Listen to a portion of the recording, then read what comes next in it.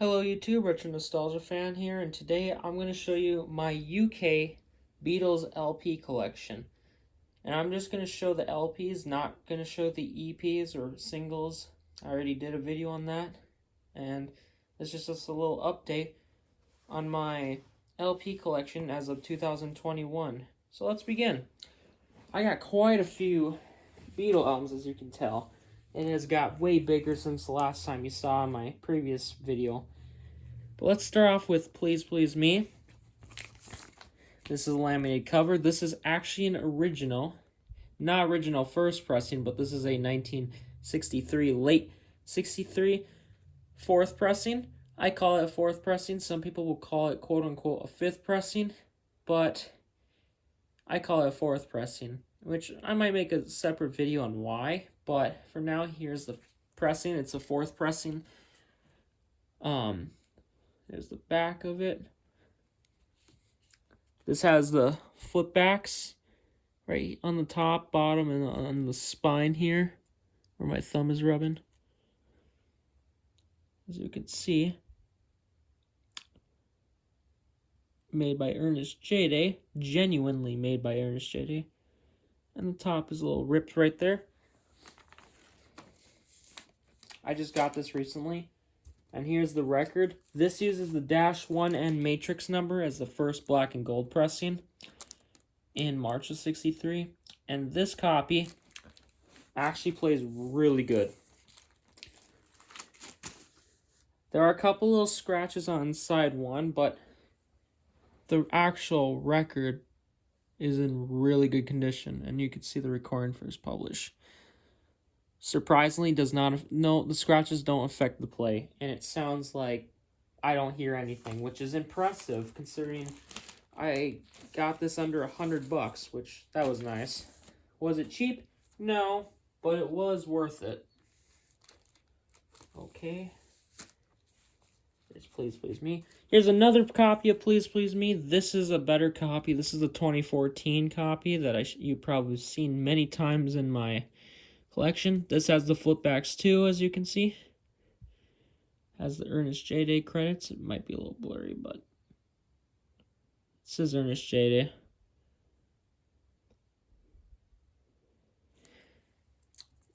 '14 reissue. This one recreates the black and gold parlophone label, which I like it, and it sounds really good too. Next up, this is a fun one. This is a bootleg stereo pressing, Oh Please Please Me. This one doesn't have flipbacks, and it's not laminated. The tinge yellow looks a little off. But the reason why I got this copy is because of this. This is a recreation of a UK stereo first pressing with the black and gold parlophone label release. As you can see, this is a near mint copy, and it sounds really good. It's on black vinyl. An original stereo first pressing goes for lots of money, but I had to get this, so I didn't have to use a lot of my money to get a first pressing. This sounds really good too. It sounds like a 70s reissue, in my opinion, for sound quality wise.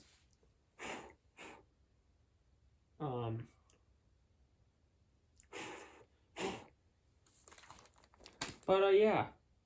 This copy sounds really good, and I plan on taking really good care of it. I'll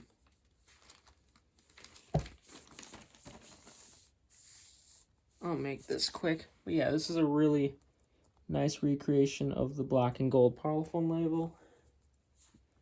Here's a 1969-1971 one-box pressing of Please Please Me in stereo, laminated with the flipbacks. This is a genuine copy with a small stereo identificator.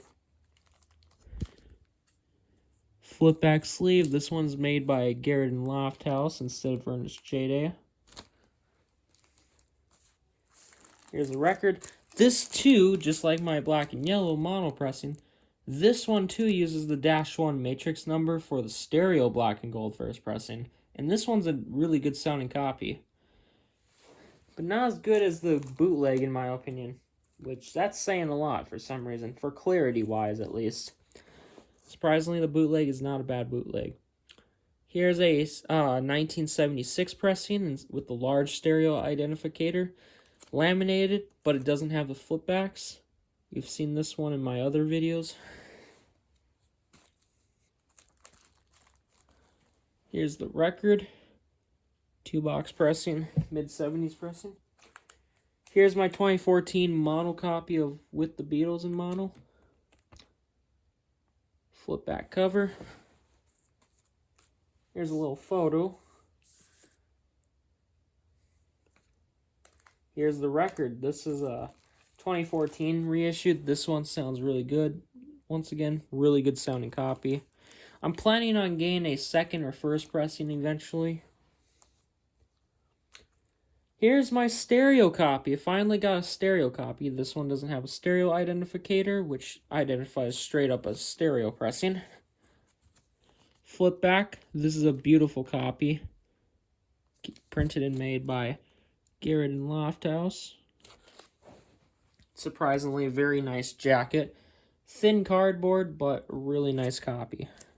Flip backs are really nice, as you can tell. Here's the record. 1-box pressing, -2 for the matrix numbers on both sides. Next are a few copies of Hard Day's Night. This album I grew up with the mono, so I have a couple mono copies. Here's a UK first pressing of Hard Day's Night in mono. Flip back sleeve. This one's actually the nicest copy I got. This is made by Ernest J. Day instead of Garrett and Lofthouse. Very nice thick cardboard cover. Here's the record. Chubby font variant, sold in UK, text under the Parlophone label. First pressing, and this sounds really good. It's a near mint copy. Really got it for a good price. I won't say how much I got it for, but here's another copy.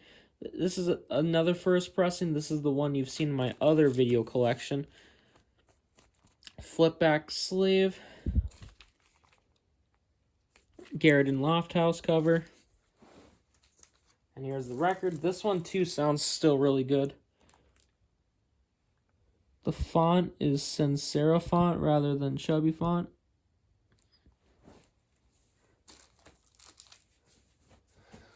Alright, here's a 2014 reissue. This is probably the best sounding copy of this album I own currently. Flip back cover, non-laminated. Here's the record. Doesn't have the sold in UK under the Parlophone label. Here's a stereo copy of Hard Day's Night. This is an original second pressing from 1966 to 1969. Flip back sleeve. This one's in really good shape. Made by Garrett and Lofthouse. Not laminated. And I played this, and surprisingly, this has the -1 cutting. And here's the record, sold in UK, P 1964. Doesn't have recording first published 1964 on the label, which identifies this as a second pressing, and it has the gramophone co on the rim on the left side. So yeah, this copy sounds really good. Play, and there are a couple of light scratches, but they don't affect the play. Here's a Frankenstein copy of Hard Day's Night. This one used to have been a 1-box jacket. This is a 1-box jacket from the 1-box pressing I used to own. Flip back cover. Same one as my second pressing. However, the record itself, the 1-box copy got a really bad scratch on side 2. So then I had to get rid of it because I couldn't stand it, and it had a skip on Tell Me Why on side 1 as well. And the scratch on side 2 caused 5 pops on I'll Cry Instead. But this one is a 1980 pressing. I don't know if you could see that. This is a 1980 pressing. Has all rights to the producer, which signs it's one of the early analog 1980 pressing. It has the matrix number on side 1 is -2 and side 2 is -4. Alright, next album is Beatles for Sale in mono. 2014 reissue. I'm just going to show you the front and back of these two albums. I'm not going to open the gatefolds like I did in my earlier video. Here's the record, because I got so much albums I got to show you. 2014 reissue, plays lovely. Finally got a stereo copy. Here's a stereo copy of Beatles for Sale. 1971 UK stereo pressing. Very lovely. Flip back cover, just like my mono copy. Here's the record. This uses the -1 matrix cuts, just like the first pressing from 1964. And this sounds really good near mint. Plays flawless.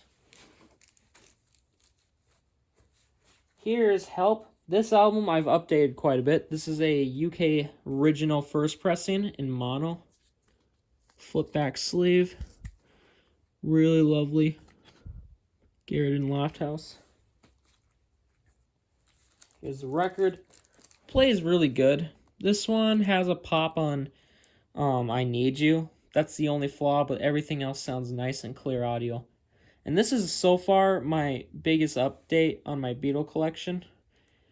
And this was my most expensive Beatles album and record in general that I've spent money on. I'm not going to say how much, but I'm very happy to own this first pressing in mono.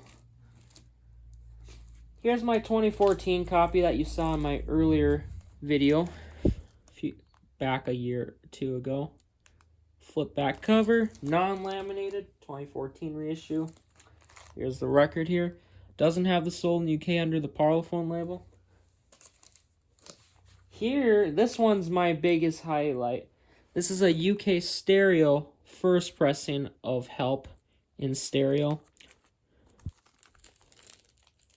Flip back cover, made by Garrett and Lofthouse. Very proud of owning this. This is a beautiful copy. Probably the nicest copy of this album I own.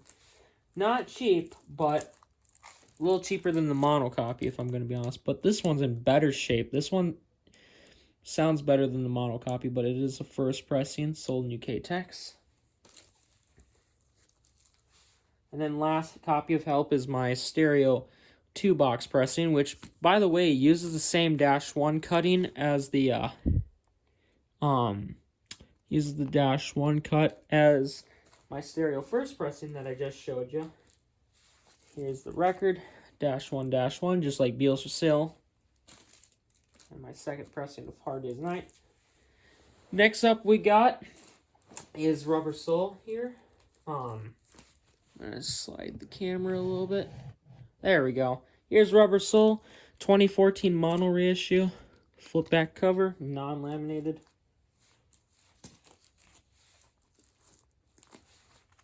Here's an original inner sleeve that would have came with the album back in '65. Here's the record, 2014 mono reissue. Plays near mint. Here's my UK 1-box stereo pressing, laminated flip back cover. Very lovely. Had that copy since I was about 12 years old. Here's the record, 1-box pressing, just like with the Beatles and Please Please Me. Here's a 2014 copy of Revolver. This is non-original. 2014 copy. Lovely copy too. Here's the record. Plays near mint. Very proud of owning. Here's finally a stereo copy of Revolver. It doesn't have a stereo identificator, but it does have the flipbacks like an original pressing would. This is the record. Early 2-box pressing, just like Help and Beatles for Sale. This one has a -2 recut, and this one sounds way better than a -1 cutting. Next is a collection of Beatles oldies but goldies, 2 mono first pressings. This is my upgrade copy with the flipbacks, the only pressing you could get. Here's the record. This one does play really good, fortunately, so I'm happy about that. Here's another copy of that same first pressing of collection of Beatles oldies. Flip back. This is the one I had on my older video. This is just a lower grade copy. First pressing, same pressing as my upgrade. Now here's a stereo first pressing of collection of Beatles oldies, but goldies. Flipbacks. This one's Ernest J Day, which is the last album to have an Ernest J Day cover. Only on the stereo first pressings, and I love the Ernest J Day covers personally. Better than Garrett and Lofthouse in my opinion. This one I got recently. Here's the first pressing. This is a lovely copy. Very proud of owning that. And what you saw that fell is just its original inner sleeve. It came with the record. Here's an upgraded copy. This is a Variation B UK stereo first pressing of collection of Beatles oldies. Still a first pressing, just a later variant. This one is in near mint shape. This is the best copy of the album I have, and it's an original stereo second variant of the first pressing. Record plays flawless, no skips whatsoever. No marks, no scratches, impressively. And here's a third variation, still in a first pressing, but this one's a third variant. Flip back cover, Garrett and Lofthouse, just like Variation B. Here's the record. The years on the label are all on the left side, whereas the previous pressing were the years that the songs were released were on both left and right side. This one is just on the left side. Alright, final copy. My last Frankenstein copy. This is a 1969 one-box jacket with the flip-back cover. However, the record is on the Fame label. And this copy plays the best for a stereo pressing. Here's a 2014 mono reissue of Sgt. Pepper's Lonely Hearts Club Band. Really good copy. Record. The original psychedelic inner sleeve they recreated. And here's the cutout. My 50th anniversary 2017 stereo copy of Sgt. Pepper's Lonely Hearts Club Band. Doesn't have the flipbacks like the mono reissue, unfortunately, which I think is cool about the original pressings. Here's the record, US pressing. Here's the cutout. And the psychedelic inner sleeve. And this stereo reissue also came with a little booklet about Sgt. Pepper's. Next is a UK stereo second pressing, 1970 pressing of the White Album in stereo. This one I'm very happy. This one has a smaller number. My number says 288435. And this one's a side loader. Sorry if the camera shakes. It's a side loader, so this is a second pressing. And it's laminated too. Here's the original poster, which I'm very proud of owning, from 1970. Here's record 1. This has a dark green Apple label, just no sold in UK. Here's the photos. Comes with John, Paul, George, and Ringo, which these are in really good condition, honestly. And record 2, which is a dark green Apple label, just like a first pressing, just doesn't have sold in UK tax. Next is a near mint 2014 reissue of the White Album. I showed you this one before. This one's a top loader. I didn't show you this before, but this came with, all the mono reissues came with this. Here's the inner sleeves that came with the album that I'm not using, just keeping for collector's purposes. Here's record 1.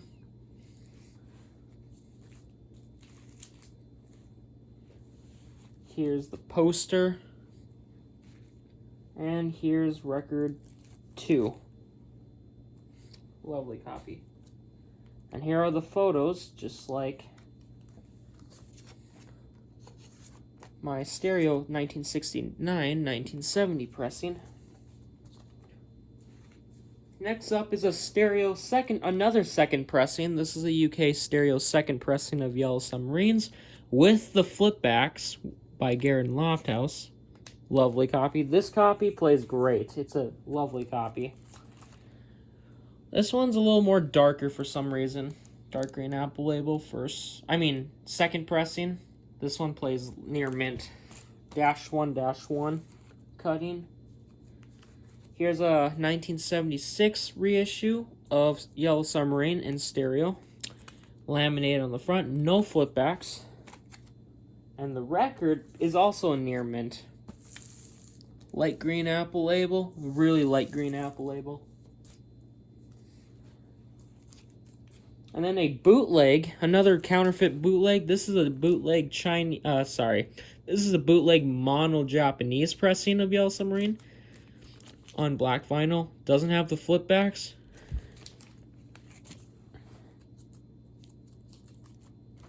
Here's the record. This is a genuine Japanese mono pressings on red vinyl, not black vinyl. This is a bootleg, just like my stereo copy of Please Please Me. Here's a UK, this one I'm happy about, a UK first pressing of Abbey Road, laminated cover, stereo first pressing, with no Her Majesty labeled or mentioned on the side 2 of the disc. Here's a black inner sleeve, dark green Apple label first pressing, no Her Majesty credits. Sounds really good too. Last original UK Beatles album is a UK first pressing of Let It Be. This one has the dark bluish green Apple label, laminated cover too. However, the record has a -2U matrix number, so this is the first pressing. And then here's a UK first pressing of the Red album. This one plays really good for sound quality. My first ever UK Beatles album. Here's disc 1. Plays really good. And then disc 2 with the original inner sleeve.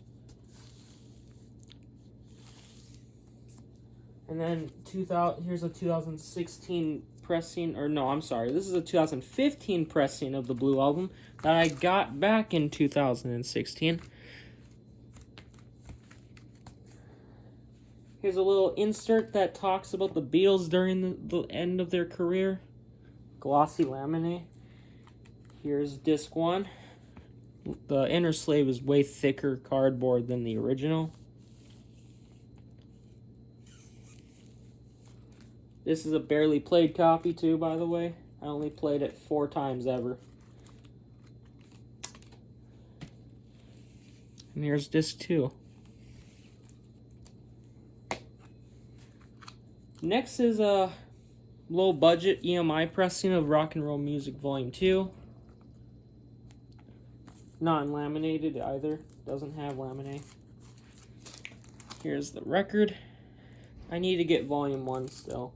I don't have the full Volume 1 and 2 of Rock and Roll Music compilation album, nor do I have Past Masters or the Love Song album, but I'm planning on getting those in the future. But here's a album about the early pre-Beatles era with Tony Sheridan, the Beatles featuring Tony Sheridan, laminated cover. Got this for $2 on Pickwick. Here's record in true stereo too, surprisingly. Last Beatles album is Beatles Rarities. This is actually a Dutch pressing. Dutch pressing right here. Genuine too. And here's the record. Dutch pressing. So that concludes my Beatles vinyl collection, and I hope you enjoyed, and have a good day.